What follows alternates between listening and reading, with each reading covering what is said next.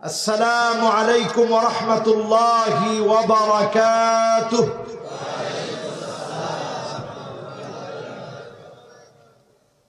সকলে কেমন আছেন? আলহামদুলিল্লাহ।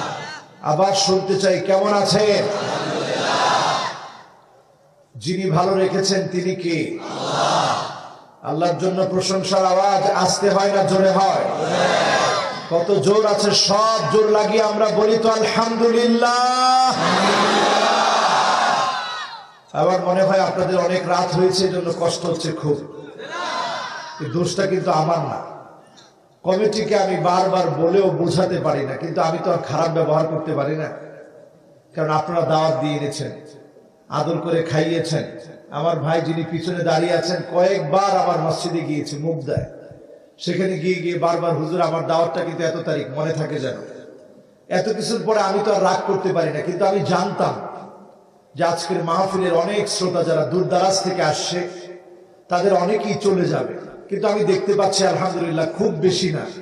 যারা এলাকার কিছু আছে অতি ঘুমে নিমজ্জিত হতে চায় তারা কিন্তু অনেকে চলে গেছে। দূর দারাজ থেকে যারা এসেছেন আপনারা কিন্তু এখনো বসা আছেন। টাইম কিন্তু আমরা দিয়েছিলাম 12টা, আমরা চেষ্টা করব 12টা যেন নির্ধারিত সময়টা আমরা ধরে রাখতে পারি ইনশাআল্লাহ। সকলে পড়েন আউযু বিল্লাহি মিনাশ শাইতানির রাজীম। বিসমিল্লাহির রাহমানির রাহিম। আলিফ লাম রা।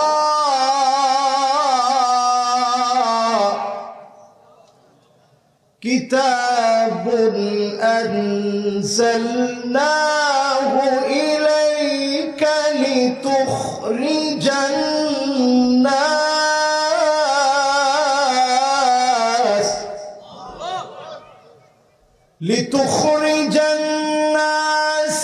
মিনাল যুলুমাতি ইলান নূর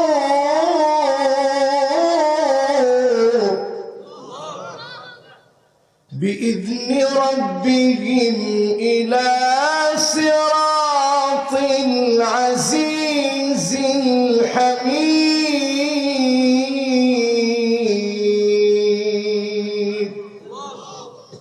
সকলে পড়ি সাদাকাল্লাহুল আযীম। যেই সূরাটা আমরা এখন তেলাওয়াত করলাম সূরাটার নাম সূরা ইব্রাহিম। সূরাটার নাম কি? সবাই একটু বলেন সূরাটার নাম কি? সূরা ইব্রাহিম। অবতীর্ণ হয়েছে মক্কাতুল মুকাররমায়, আল কোরআন আল কারীমের 14 নম্বর সূরা এটি। এই সূরার ভিতরে আয়াত রয়েছে মাত্র 52টি। কয়টি? 52টি আয়াতের একটি সূরা, সূরা ইব্রাহিম নাম। এই সূরা আল কারীমাতে শব্দ রয়েছে 831টি। বলতে হবে শব্দ আছে কয়টা? সবাই বলেন শব্দ আছে কয়টা? 831টি শব্দ রয়েছে। আদাদুল হরুফ, অক্ষর রয়েছে 3461টি। বলেন অক্ষর আছে কয়টা? 3461টি। এবার বলেন শব্দ আছে কয়টা? 831টি। আয়াত রয়েছে কয়টি? 52টি। পবিত্র কালামে হাকিমের কত নম্বর সূরা? বলেন শব্দ আছে কয়টা? 831। আপনারা এই মার্কা শ্রোতা হলে আমার খুব কষ্ট লাগবে। শ্রোতা হতে হবে একেবারে একের শ্রোতা। একের শ্রোতা হতে হলে ছোট বাচ্চারা কথা একটু কম বলতে হবে, তোমরা শুনতে হবে খালি। না অসুবিধা নেই, ছোটরা কথা না বললে তো মাহফিলের সৌন্দর্য থাকবে না, তারা মুখস্থ করবে। বলো এবার তোমরা শব্দ আছে এই সূরার ভিতরে কয়টা? আপনারা সবাই মনে হয় আমার আলোচনা বুঝতেছেন না। বোঝা যাচ্ছে? বেশি বোঝা যান না মনে। আজকে শ্রোতা রাত 11টা বেজে গেছে, তো আসলে এই টাইমে আমি মূলত মাহফিল ছেড়ে দিই, কিন্তু আপনাদের এখানে আমি এসেছি আগে, তখনই যদি আমি বসতে পারতাম তাইলে হয়তো আলোচনাটা করে আমার কাছে ভালো লাগতো। এখন অনেক রাত, দুইজন করে উঠবে আর আমার কাছে মনে হবে যে আমি আলোচনাটা বোঝাতে পারতেছি না। আচ্ছা বলেন, শব্দ আছে কয়টা? মাশাআল্লাহ। এবার বলেন, অক্ষর আছে কয়টা? 3461। এবার সবার মোবাইল বন্ধ আছে তো? দেখে নেন, সবার মোবাইল বন্ধ থাকবে, বিশেষ করে যারা স্টেজে আছেন মোবাইল বন্ধ। আয়াত আছে কয়টি? মাশাআল্লাহ। শব্দ আছে কয়টি? এবার বলেন, অক্ষর আছে কয়টি? মাশাআল্লাহ। এবার একটা সুন্দর পরিবেশ সৃষ্টি হয়েছে। আমরা প্রশংসায় আবার পড়ি আলহামদুলিল্লাহ। নবীজির নামে মন ভরে প্রাণ খুলে হৃদয়ের মহব্বত একত্রিত করে পড়ি মুহাম্মাদুর রাসূলুল্লাহ সাল্লাল্লাহু আলাইহি ওয়াসাল্লাম। আল্লাহ রাব্বুল আলামিন আল কোরআন আল কারীমের ভিতরে একটি নয়, দুইটি নয়, 29টি সূরা শুরুতে আল্লাহ রাব্বুল আলামিন চ্যালেঞ্জ ছুড়ে দিলেন। আল্লাহ তাআলা কখনো নাজিল করলেন আলিফ লাম মিম, কোথাও আল্লাহ দিলেন আলিফ লাম রা, কোথাও আল্লাহ দিলেন হামিম। আল্লাহ রাব্বুল আলামিন এইভাবে করে 29টা সূরার শুরুতে এমন চ্যালেঞ্জ আল্লাহ ছুড়ে দিলেন, আরবের সাহিত্যিকরা অবাক হয়ে গেল। আলিফ লাম মিমের অর্থ কি হবে? আলিফ লাম রা এর অর্থ কি হবে? হামিমের অর্থ কি হবে? ইয়াসিনের অর্থ কি হবে? বিচ্ছিন্ন বিচ্ছিন্ন কাটা কাটা অক্ষরগুলোকে দিয়ে 29টা সূরা শুরুতে যিনি চ্যালেঞ্জ করলেন তিনি কে? আল্লাহ। সেই 29টা সূরার একটি সূরার নাম হচ্ছে সূরা ইব্রাহিম। বলেন, সূরাটার নাম কি? ইব্রাহিম আলাইহিস সালাতু ওয়াস সালামের সাথে আমাদের সাথে সম্পর্ক কি? সবাই বলেন কি? ইব্রাহিম আলাইহিস সালামের নামে আল্লাহ সূরা নাজিল করলেন। শুরুতে আল্লাহ রাব্বুল আলামিন চ্যালেঞ্জ দিয়ে কাফেরদেরকে মুখ বন্ধ করে দিয়ে আল্লাহ তাআলা জানায় দিচ্ছেন, কিতাবুন আনজালনাহু ইলাইকা লিতুখরিজান নাস।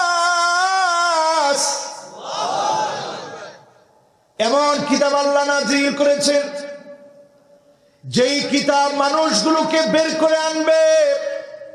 আগেও বের করে এনেছেন, এখনো বের করে আনবে। আজকে থেকে যদি আপনি সিদ্ধান্ত নেন লিতুখরিজান নাস মিনাজ-জুলুমাতি ইলান-নূর, অন্ধকারগুলো ছেড়ে দিবে, আলোর দিকে আসবেন। কিতাব যদি মানেন, মুহূর্তে যিনি আলোর দিকে নিয়ে আসবেন তিনি কে? আল্লাহ। এখান থেকে এখন গুনে গুনে আমরা 4টা নসিহত শুরুতে আপনাদের জন্য পেশ করতে চাই। কয়টা? কষ্ট হচ্ছে আপনাদের? সবাই বলেন কয়টা? শব্দ জানি কয়টা আছে? মাশাআল্লাহ। এবার মনে হচ্ছে শ্রোতারা একটু লাইনে চলে আসছে। আরে মেয়ে, একটু পিছনে তাকায় দেখেন, একজনের পা অসুস্থ, অসুস্থ পা নিয়ে পর্যন্ত মাহফিলে এসেছে। আল্লাহ ওনারে কবুল করুক, করে না। চিন্তা করছেন, যিনি অসুস্থ অবস্থায় এসেছে, সুস্থতার নিয়ামত যিনি আমাদেরকে দিয়েছেন তিনি কে? আল্লাহ। নি'মাতান মাকবুনুন ফীহিমা কাসীরুম মিনান নাস। অধিকাংশ মানুষ 2টা নিয়ামত থেকে বঞ্চিত। 2টা নিয়ামত অধিকাংশ মানুষ পায় না। 1 নম্বর নিয়ামত আস-সিহ্হা, সুস্থতা। যদি আপনি পেয়ে থাকেন, প্রতি মুহূর্ত শুকরিয়া আদায় করবেন যিনি আপনাকে সুস্থ রাখবেন তিনি কে? আল্লাহ। 2 নম্বর আরেকটা নিয়ামত হচ্ছে আল ফারাগ। আপনি যখন অবসর সময় পাবেন তখন আপনি এই সময়টাকে কাজে লাগান। মনে মনে চিন্তা করেন এই অবসরটুকুনকে কাজে লাগালে যিনি আপনাকে সামনের দিনে অবসর সময় না থাকতে পারে, ব্যস্ততা চলে আসবে, ওই ব্যস্ততা আসার আগেই অবসরটাকে আপনি ইবাদতের মধ্য দিয়ে কাটান। যিনি আপনাকে অচিরেই নিয়ামত দান করবেন তিনি কে? আল্লাহ। চারটা নসিহত আমার ভাইয়েরা। এক নাম্বার নসিহত হলো মান আরাদা সাহিবাহু ফাল্লাহু ইয়াকফি। আপনি আমি যদি বন্ধু খুঁজি, আপনি আমি যদি বন্ধু বানাতে চাই, অন্য কাউকে বন্ধু বানানোর দরকার নাই। একজনকে বন্ধু মনে করবে যিনি আমার আপনার সবচাইতে নিকটে, সবচাইতে কাছে, তিনি কি? আল্লাহ। যদি আল্লাহকে বন্ধু বানায় নিতে পারেন, এই মাহফিল থেকে খেয়াল করে নিয়ে যাবেন, যখন সমুদ্রের ভিতরে আমরা বিপদে পড়ে যাই, নদী পথে ভ্রমণ করতে গিয়ে বিপদে পড়ে গেলাম, ধরে নেন করোনাকালীন সময়ে যখন আমরা বিপদে ছিলাম, সবাই মুখে মুখে যার নাম উচ্চারণ করেছি তিনি কে? আল্লাহ। ওয়াইযা গাশিয়াহুম মাওজুন কাযযুলালি দাআউল্লাহ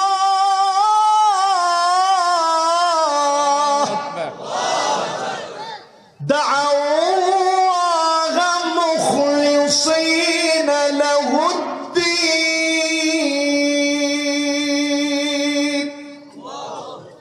যখন আমরা বিপদে পড়ে যাই, মুসিবতে পড়ে যাই, টেনশনের ভিতরে পড়ে যায়, অন্য কোন মালিকের নাম মনে হয় না, যার নাম মনে হয়ে যায় তিনি কে? উরওয়া ইবনে যুবাইর একজন বিশিষ্ট তাবী ছিলেন। প্রতি রাত্রে তিনি 7.5 পারা কোরআন কারীম তেলাওয়াত করতেন। এত পরিমাণ আল্লাহকে ডাকতেন। উরওয়া ইবনে যুবাইর যখন একদিন দিমাশকে চলে গেলেন, বিখ্যাত এই তাবেঈ দিমাশকে চলে যাওয়ার পরে হঠাৎ করে ওনার পায়ের ভিতরে যন্ত্রণা শুরু হয়ে গেছে। পায়ের যন্ত্রণার জন্য যখন ডাক্তার দেখালেন, ডাক্তার বললেন আপনার পা কেটে ফেলে দিতে হবে, পায়ের ভিতরে পোকা হয়ে গেছে। উরওয়া ইবনে যুবাইর অবাক হয়ে গেলেন। সেই মুহূর্তেও বিচলিত না হয়ে মালিকের শুকরিয়া আদায় করলেন। তখন তো অবশ করার মতো তেমন কোনো মেডিসিন ছিল না। ডাক্তার বললেন আপনাকে মদ পান করাতে হবে। সামান্য মদ যদি মেডিসিন হিসাবে খাওয়ানো হয়, আপনি যখন একটু অচেতন হবেন তখন পা কাটা হবে। উরওয়া ইবনে যুবাইর বললেন আমরুন মুস্তাহিল, এটা অসম্ভব। লা আশরাবুল খামরা কাত, জীবনে কোনদিন আমি মদ পান করতে পারি না, অসম্ভব এটা আমি মদ পান করব। আমি যখন নামাজে দাঁড়ায় যাব, কোরআন তেলাওয়াত শুরু হয়ে যাবে, কোরআনের স্বাদ, কোরআনের মজা যখন আমি পেয়ে যাব, তুমি আমার পা কাটবে। ডাক্তার তুমি দেখবে আমি উরওয়া ইবনে যুবাইর টেরও পাবো না। ঠিকই যখন তিনি নামাজে দাঁড়ায় গেলেন, তিলাওয়াত শুরু করলেন, তিলাওয়াতের এক পর্যায়ে এসে ওনার পা কাটা শুরু করেছে। উরওয়া ইবনে যুবাইর অজ্ঞান হয়ে পড়ে গেলেন। যখন জ্ঞান ফিরল দেখেন পাটা নাই। উরওয়া ইবনে যুবাইরের কাছে সংবাদ আসলো, আপনার সন্তানদের মধ্য থেকে এক সন্তান ঘোড়ায় উঠতে গিয়ে পড়ে মারা গেছে। ওই রাত্রিতেও তিনি আল্লাহর জন্য দাঁড়িয়ে গেলেন, এক পায়ের উপরে ভর দিয়ে দাঁড়ালেন, আরেক পা অপারেশন করা হয়েছে, কেটে ফেলে দেওয়া হয়েছে। তিনি আল্লাহকে ডেকে বললেন আল্লাহ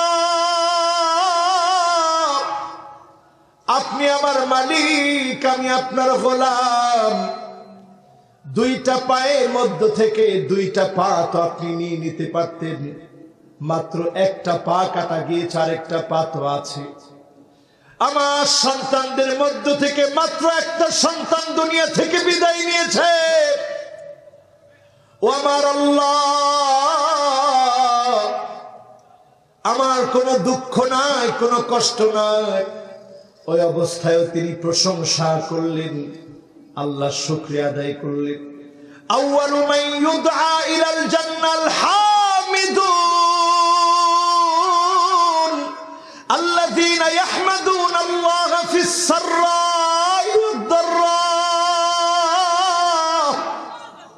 যারা সুখে দুঃখে মালিকের প্রশংসা আদায় করবে, এই কষ্টের সময় যারা মালিকের প্রশংসা আদায় করবে, বিপদের সময় যারা আল্লাহকে বন্ধু মনে করে কথাগুলা বলবে, তাদেরকে যিনি জান্নাতের প্রথম কাতারের জন্য কবুল করে ফেলবেন তিনি কে? এখানে যারা বসছেন, এই কথাকে আমরা মনে প্রাণে বিশ্বাস করে নিয়ে যেতে পারি, জীবনের সব সময় প্রশংসা করব কার? হাতের ভিতরে যদি এখন আপনাকে জেলখানায় নেওয়ার জন্য আপনাকে অ্যারেস্ট করা হয়, ওই অবস্থায় প্রশংসা লাগবে কার? আপনাকে যদি আগুনের ভিতরে ফেলে দেওয়া হয়, আইয়ুলকা ফিন্নারি ফায়ুহরাক, ঈমানের পরীক্ষা আপনাকে আগুনে ফেলে দিয়ে জ্বালিয়ে দেওয়া হবে, পুড়িয়ে মারা হবে, তারপরেও এক চুল নড়া যাবে না, ঠিক না বেঠিক? এর নাম পরীক্ষা। এই পরীক্ষায় উত্তীর্ণ হতে পারবেন তখন যখন আপনি বন্ধু বানায় নিবেন কাকে? জোরে বলেন না, কাকে? আমরা আল্লাহকে কি বন্ধু বানায় নিতে পারবো ইনশাআল্লাহ? কয় নাম্বার গেল? সবাই বলেন কয় নাম্বার? শব্দ জানি কয়টা? মাশাআল্লাহ। কয়টা? আয়াত জানি কয়টা? 52টা। মাশাআল্লাহ, এই তো মনোযোগ আছে।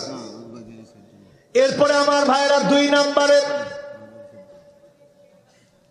নাম্বারে ওয়ামান আরাদা মুস্তানিসান ফাল কুরআন ইয়াকফি।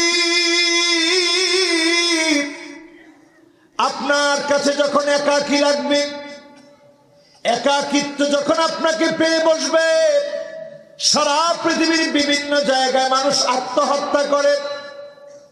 এত সুখী মানুষ জাপানের মানুষ, এত নিয়মতান্ত্রিক মানুষ জাপানের মানুষ, তারপরেও তারা আত্মহত্যার দিকে গিয়ে, এই জন্য তারা আত্মহত্যা করে কারণ তারা নিঃসঙ্গতা তাদেরকে পেয়ে বসে, একাকিত্ব তাদেরকে পেয়ে বসে। আধুনিকতা আছে, টাকা আছে, নিয়ম আছে, সব আছে, একাকিত্ব দূর করার কোনো ঔষধ নাই। এই জন্য জাপানে আত্মহত্যার সংখ্যা বেশি, অমুসলিমরা বেশি আত্মহত্যা করে। আরব দেশগুলোর দিকে তাকায় দেখেন, আত্মহত্যার সংখ্যা একেবারে নগণ্য। আত্মহত্যা একেবারে থাকবে না আপনি যদি কোরআন কারীম পড়েন, মানেন, বুঝেন। নিঃসঙ্গতা যিনি দূর করে দিবেন তিনি কে? মোহাব্বত নিয়ে ডাক দিয়ে বলেন তিনি কে? দুই নাম্বার নসিহত। তিন নাম্বারে আমার ভাইরা, ওয়ামান আরাদা গিনান ফাল কিনাআতু তাকফি। আপনি আমি যদি ধনী হতে চাই, অল্পে তুষ্ট হয়ে যান, যিনি আপনাকে আমাকে ধনী বানায় দিবেন তিনি কে?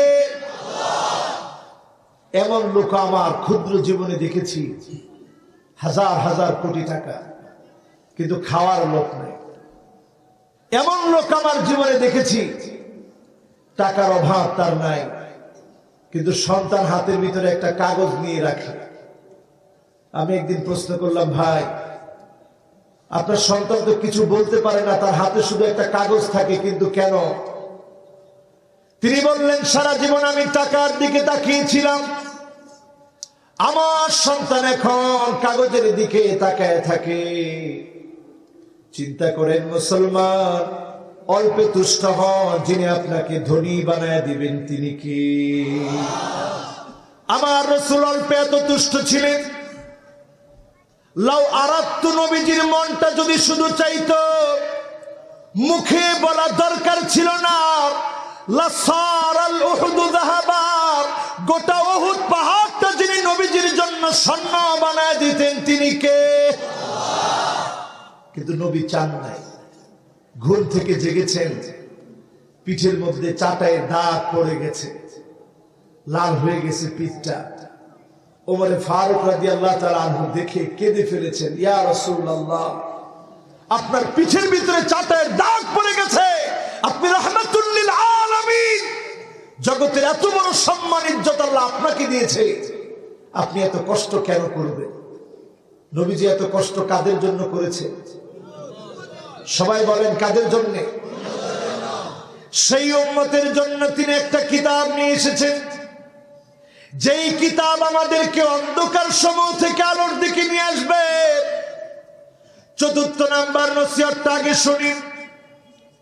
ওয়ামান আরাদা ওয়াহিদান ফাল মাউতু ইয়াকফি, কেউ যদি নিজের জীবন পরিবর্তন করতে চায়, বহু বক্তার ওয়াজ শুনেছে, জীবন পরিবর্তন হয় না। এক বক্তার ওয়াজ শুনলে যিনি জীবনটাকে পাল্টায় দিবেন তিনি কে? ওয়ামান আরাদা ওয়াহিদান ফাল মাউতু ইয়াকফি, মৌত নামক বক্তার ওয়াজ শুনে, মৃত্যু নামক বক্তার ওয়াজ শুনে মরণ থেকে পালাও তুমি, মরণ তোমায় লইবে ঘিরি। যদিও সুদূর আকাশ পানে লুকাও হেথায় লাগিয়ে সিঁড়ি, এ মহারোগের ঔষধ নাই, চিকিৎসা নাই ধরাতে, কাঁদিয়া কাতর হইলে কি হবে, পারিবে না তারে ফিরাতে। যে কোনো মুহূর্তে মৃত্যু চলে আসতে পারে, এখান থেকে আমরা অনেকেই শিক্ষা নেই না।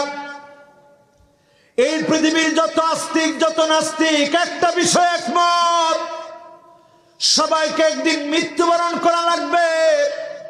যেই চারটা বিষয়ের কথা বললাম, এক নম্বরে আল্লাহকে বন্ধু বানান নাই, দুই নম্বরে কোরআনকে সঙ্গী বানান নাই, তিন নম্বরে অল্পে তুষ্ট হন নাই, চার নম্বরে আপনি মৃত্যু থেকে শিক্ষা নেন নাই।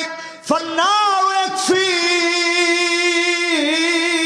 জাহান্নামের আগুন আপনাকে সোজা বানায় দিবে, জাহান্নামের আগুন আপনার ঠিকানা হবে, ঠিক না বেঠিক?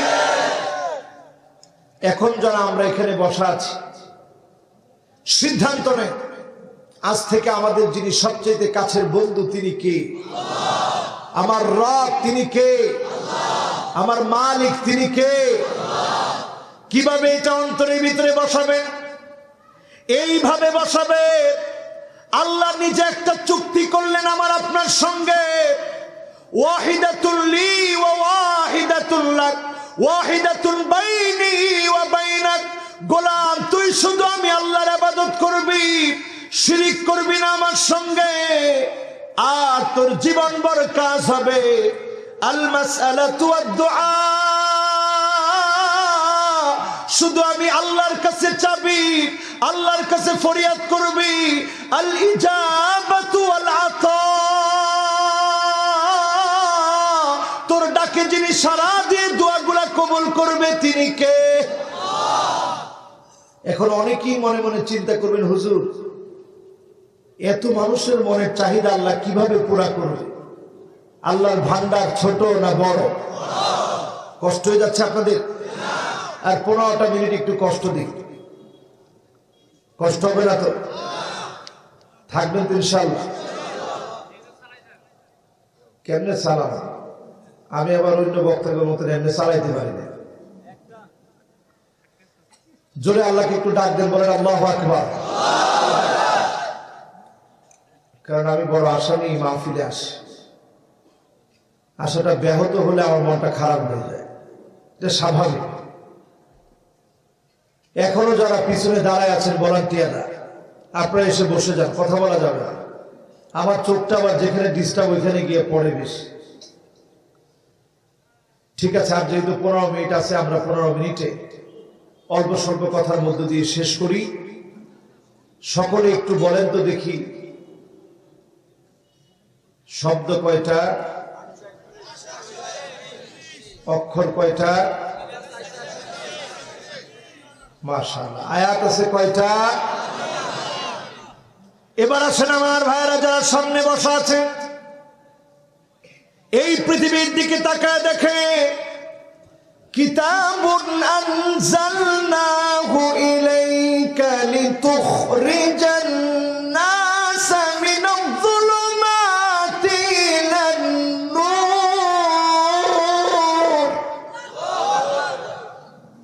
অন্ধকার সমূহ থেকে যিনি আলোর দিকে আমাদেরকে নিতে চান তিনি কে? অন্ধকার একটা দুইটা না, এক নাম্বার অন্ধকার হচ্ছে শিরকের পথ। এখন মুশরিকের সংখ্যা আমাদের সমাজের ভিতরে কম না বেশি? আছে না অনেকে? গতদিন দেখি এক মুশরিক বলতেছে আকাশ জমিনও নাকি তার বাবার কথা শুনে। জোরে কোন নাউজুবিল্লাহ। আচ্ছা, আকাশ জমিন কথা শুনে কার?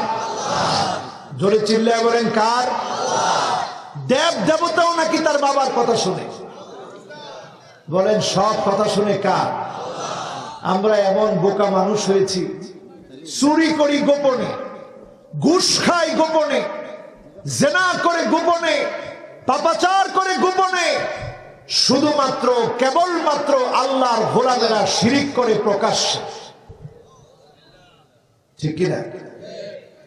এই জন্য আমার আল্লাহ রাব্বুল আলামিন জানাচ্ছেন, ইন্নাশ শিরকা লাযুলমুন আযীম।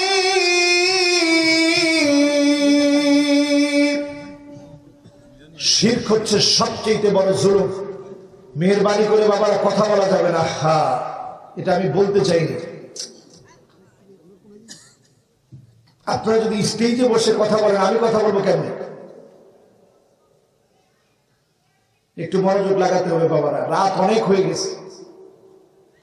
আমি যখন আলোচকের এই জায়গায় মাইকে বসা আছে, আমি বুঝতেছি মানুষের হকের বিষয়টা। যারা দূর দারাজ থেকে আসছে, এমন লোক আসছে আমার সাথে দেখা করছে আজকে এখানে কেন্দুরবাগ থেকে। কয় কিলো জানেন? অনেক দূরে, সেই চৌমনি কেন্দুরবাগ থেকে এখানে আসছে। এখন এই লোকটা কেমনে বসে থাকবে রাত 12টার পরে? এই রোডের যে অবস্থা, কোন জায়গায় রাত্রে কোন জায়গায় কে ধরে বলা যায়। এই জন্য আমরা ইনশাআল্লাহ কাউকে কষ্ট দিব না, অল্প সময় শেষ করব, মনোযোগ নিয়ে শুনবো, পরে ইনশাআল্লাহ।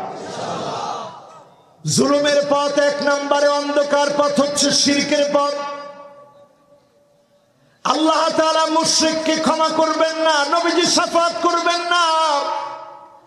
এই জন্য আজকের এখান থেকে শিক্ষা নিতে চাই, যতদিন বাঁচব মাখলুকের কাছে নয়, যার কাছে যাব তিনি কে? আরো জোরে চিল্লায় বলেন কে? ভয় কোন মাখলুককে না, যাকে ভয় করব তিনি কে? আল্লাহকে, খালেককে ভয় করব। পরে ইনশাআল্লাহ। এরপরে আমার ভাইরা তাকায় দেখবে, জুলুম নির্যাতন নিপীড়ন যখন হবে, অন্যায় ভাবে কাউকে যখন মিথ্যাচার করা হবে, বুঝে নিবেন এই পথটা অন্ধকার। এই পথে যখন আপনি থাকবেন, আপনি আযাবের জন্য প্রস্তুতি নেন। যিনি আপনাকে ধরবেনই ধরবেন তিনি কি? এরপরে কিছু মানুষ এমন আছে দেখবেন, আল মুতাদুন, যারা সীমা লঙ্ঘন করবে, ইলহাকুদ দারার আলাল আখারিন, নিজে দোষ করে নির্দোষ মানুষকে দোষী বানাবে। নির্দোষ মানুষকে যখন আপনি দোষী বানাবে, আপনি বুঝে নিবেন অন্ধকারের পথে, জাহান্নামের পথে আপনি আছেন। ঠিক না বেঠিক?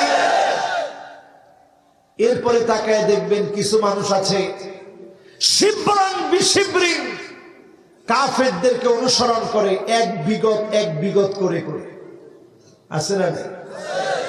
কাফেররা যদি এক বিগত পরিমাণ যায়, আপনি মুসলমান হয়ে এক বিগত পরিমাণ গেলে, কাফের যেভাবে চুল কাটে ওইভাবে আপনি চুল কাটলে, আপনার স্ত্রীকে দিয়ে বুড়ো প্লাগ করালে, বেপর্দা বানালে, বেপর্দা স্ত্রীকে আপনি ছেড়ে দিলে, আপনার স্ত্রী বুড়ো প্লাগ করেছে, বেপর্দায় চলেছে, কাসিয়াতুন আরিয়াত মাইলাতুন মুমিলাত, স্ত্রী ট্যাটু আঁকে শরীরের ভিতরে, আন্নামিসা ওয়াল মুতানাম্মিসা আল ওয়াশিমা ওয়াল মুস্তাওশিমা, বুড়ো প্রাক যারা করবে, ট্যাটু যারা আঁকবে, তাদের উপরে যার লানত, তিনি কে? সব অন্ধকারের পথ। এখন সময়টা এমন, 2050 পর্যন্ত যদি পৃথিবী টিকে, পিআরসি জরিপ বলছে আগামীর পৃথিবীতে সবচেয়ে বেশি যেই ধর্মের অনুসারী হবে, ওই ধর্মের নাম হচ্ছে ইসলাম। জোরে বলেন আল্লাহু আকবার।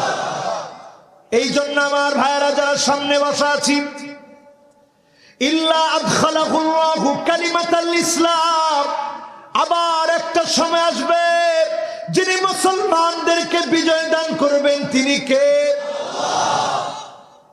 একজন সাহাবী ছিলেন আমর ইবনুল জামুহ। আমর ইবনুল জামুহ এমন একজন সাহাবী যিনি ল্যাংড়া ছিলেন। অসুস্থ পা নিয়ে উহুদ যুদ্ধের জন্য তিনি প্রস্তুতি নিলেন, জিহাদের ময়দানে যাবে। উনার 4 জন সন্তান ছিল। আল্লাহর নবীর কাছে গিয়ে বললেন, আমার আব্বার পা অসুস্থ, আব্বা আমার ল্যাংড়া, চলতে ফিরতে পারে না, আব্বা কেমন করে জিহাদে যাবে? আব্বার জন্য যদি একটু রুখসত দিতেন, সামিহনা ইয়া রাসূলুল্লাহ, আমাদের দিকে তাকায় যদি একটু সুযোগ করে দিতেন। আল্লাহর নবী বললেন, যাও যাও, তোমার আব্বা যেহেতু সুস্থ, জিহাদের ময়দান থেকে তোমার আব্বাকে সুযোগ দেওয়া হলো। আমর ইবনুল জামুহের কাছে আসলে সন্তানরা এসে বললেন, আব্বা জিহাদের ময়দানে যাওয়ার দরকার নাই, বাড়িতে থাকে। আল্লাহ আপনাকে সুযোগ দিয়েছে, আল্লাহর রাসূল সুযোগ দিয়েছে। লা ইউকাল্লিফুল্লাহু নাফসান ইল্লা উসাহা, সাধ্যের বাইরে কারো উপরে কোনো কিছু চাপায় দেওয়া হয় না, কারো উপরে কোনো বোঝা ইসলাম চাপায় দেয় না।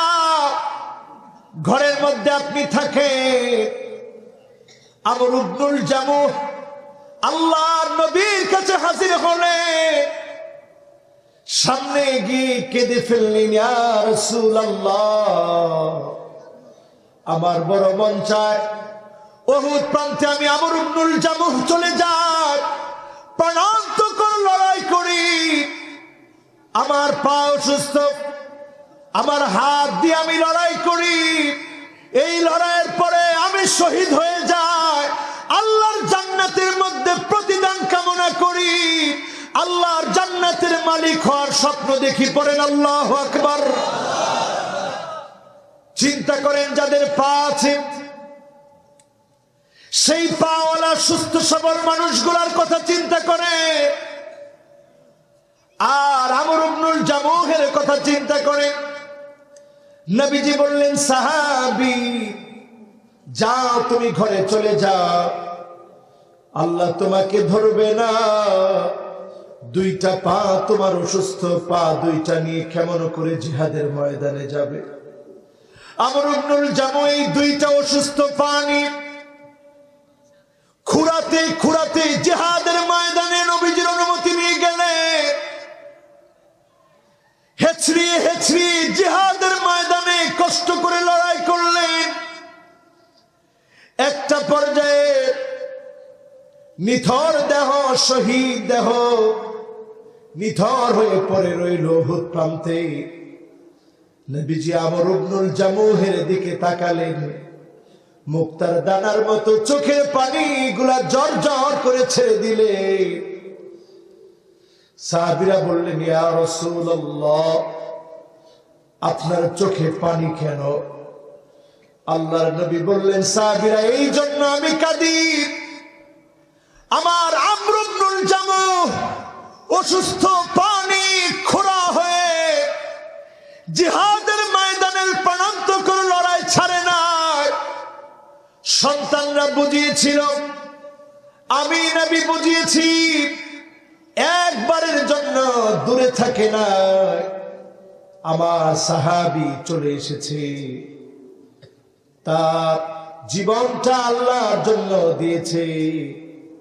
একটা ফোঁটা রক্ত যদি আল্লাহর জমিনে দিন কায়েমের জন্য, শহীদের এক ফোঁটা রক্ত যদি জমিনে পড়ে, আউয়ালু কাতরাতিন মিন দামিহি, শহীদের গুনাহ মাফ করে জান্নাতের জায়গা শহীদকে আল্লাহ দেখায় দেয়। বলেন আল্লাহু আকবার। আজকে কাফিরদের মিডিয়াগুলোর কারণে জিহাদকে এখন উগ্রবাদ বলা হচ্ছে। কাফিরদের মিডিয়ার কারণে আমার ছেলেরা ইসলামের জন্য প্রাণান্ত করার লড়াই করার কথা এখন ভুলে গিয়েছে। ঠিক না বেঠিক? আজকে আমরা ফেসবুক নিয়ে আছি, আজকে আমরা টুইটার নিয়ে আছি, আজকে আমরা লাইকি নিয়ে আছি। ও মুসলমান, একটা বারের দিকে তাকায় দেখে কাফেররা কি পরিমাণ আমার ভাইগুলাকে মারছে। 2011 সাল থেকে সিরিয়াকে আক্রমণ করছে, আজ 2021 চলতেছে, ফেব্রুয়ারির 22 তারিখ চলছে। 10টা বছর ধরে মুসলমানদেরকে তারা মারছে। ফিলিস্তিনের দিকে তাকায় দেখেন মুসলমানদেরকে মারছে। ইরাকের দিকে তাকায় দেখেন তছনছ করে শেষ করে দিয়েছে। কাশ্মীরের দিকে তাকায় দেখেন মুসলমানকে শেষ করে দিয়েছে। আমার ভাইরা, উইগুরের মুসলমানদের দিকে তাকায় দেখেন, যেই মুসলমানদেরকে 18 বছরের আগে মসজিদে যেতে দেয় না, বন্দীদেরকে গণধর্ষণ করে আমার মা বোনদেরকে বন্দা বানায় ফেলে, যাতে করে মুসলমানের সন্তান দুনিয়াতে না আসে। নারীদেরকে বন্দা বানানো হয় জোরপূর্বক।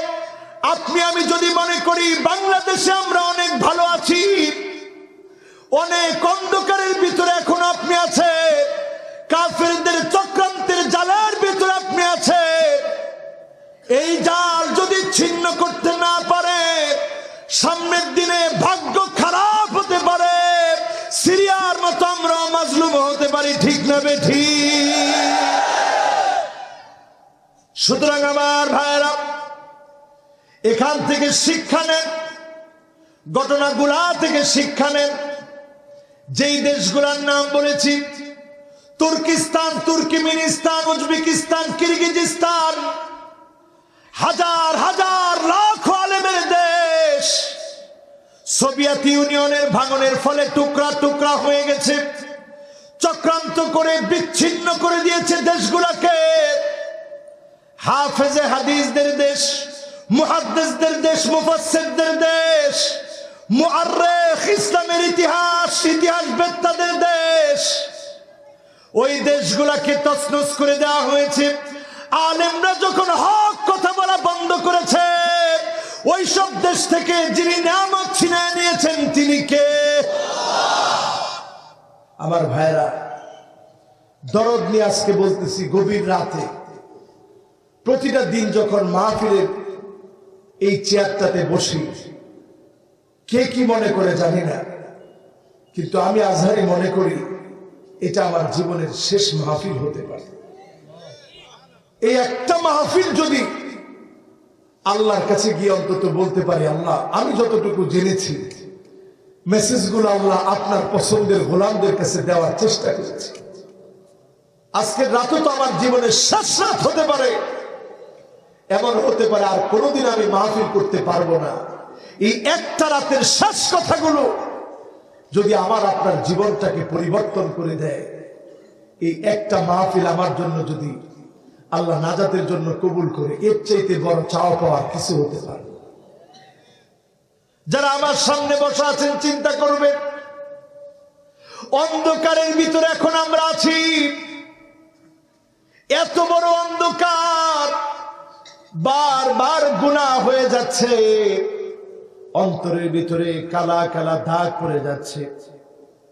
আপনার মগজটাকে যদি খুলে দেখানো যেত, মগজের ভিতরে খালি ফেসবুকের চিন্তা, ভিডিওর চিন্তা, Facebook video chatting, Imo, Viber, WhatsApp আপনার ব্রেনটাকে গিলে খেয়েছে। একটাবার যদি আপনি কোরআনটাকে আপনার ব্রেনের ভিতরে ইনস্টল করতে পারতেন, কোরআনটাকে দিয়ে যদি সাজাতে পারতেন, যিনি আপনার গোটা জীবনটাকে পরিবর্তন করে দিতেন তিনি কে? আল্লাহ সেই কথাই বলছেন, কিতাবুন আনজালনাহু ইলাইকা লিতুখরিজান নাস মিনায-যুলুমাতি ইলান নূর। মানুষদেরকে অন্ধকার সমূহ থেকে আলোর দিকে নিয়ে আসার জন্য যিনি কিতাব পাঠিয়েছেন তিনি কে? রাত বাজে কয়টা? এখন 12টা। আমরা তাহলে আলোর দিকে আসি তো ইনশাআল্লাহ। আজকে পর্যন্ত শেষ করি।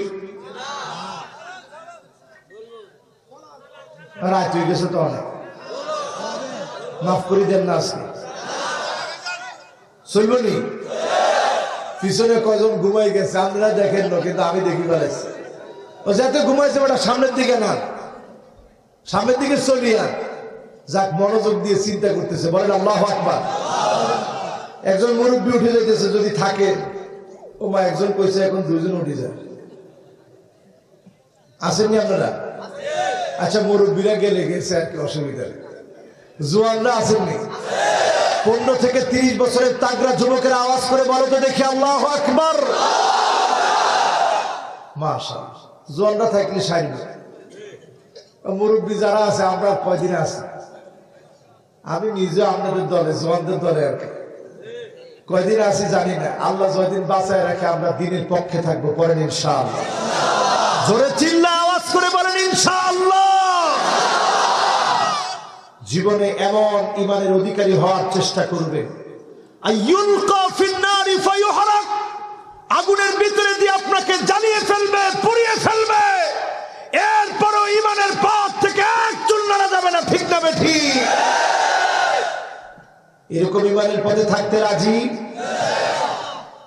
আমার ভাইয়েরা, এবার অন্ধকার কি ব্যাখ্যা করতে করতে গিয়ে বলেছিলাম কাফেরের অনুসরণ অনুকরণ অন্ধকার। এখন ভারতের অনুসরণ অনুকরণ আমরা করি কি করি না? আমরা এমন মুসলমান হয়েছি, তাদের দেশ থেকে ফেন্সিডি, গাঁজা, হিরোইন, এরপরে প্যাথেডিন, এরপরে ইয়াবা সব আসে, আর আমরা আমাদের ইলিশগুলা সব দিয়ে দেয়।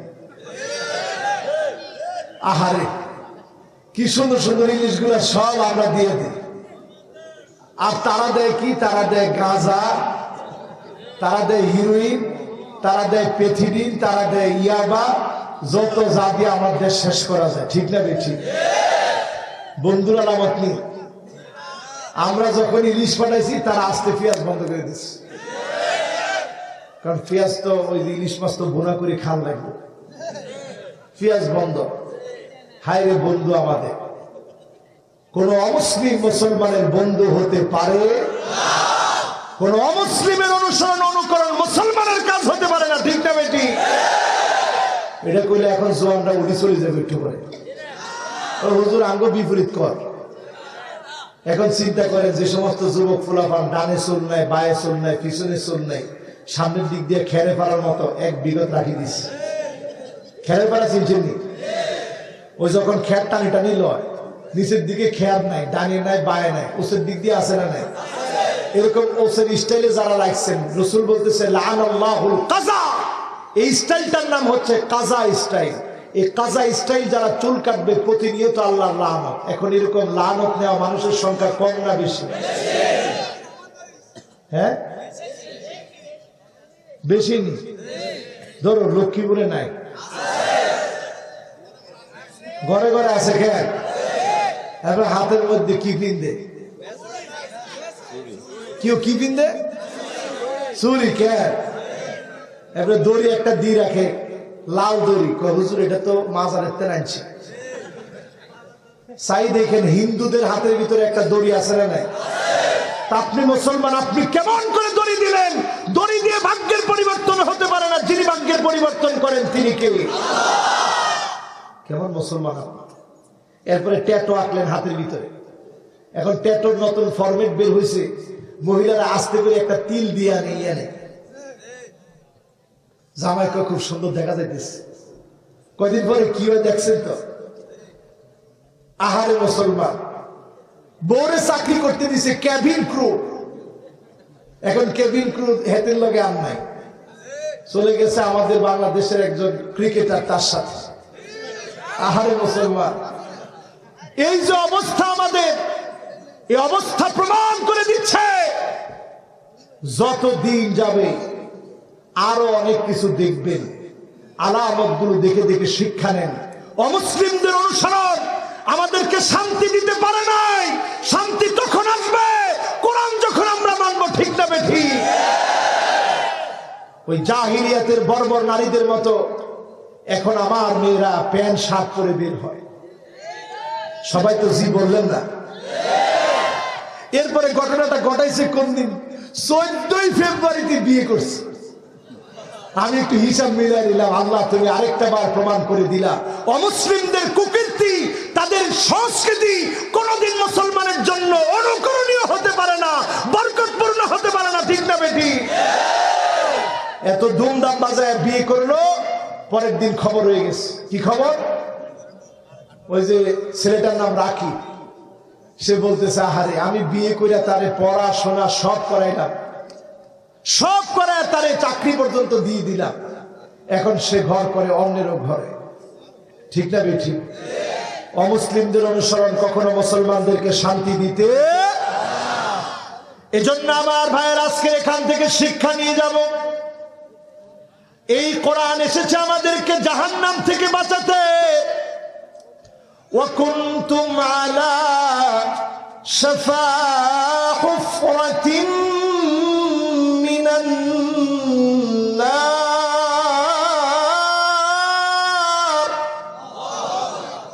আমরা ছিলাম জাহান্নামের দ্বার প্রান্তে।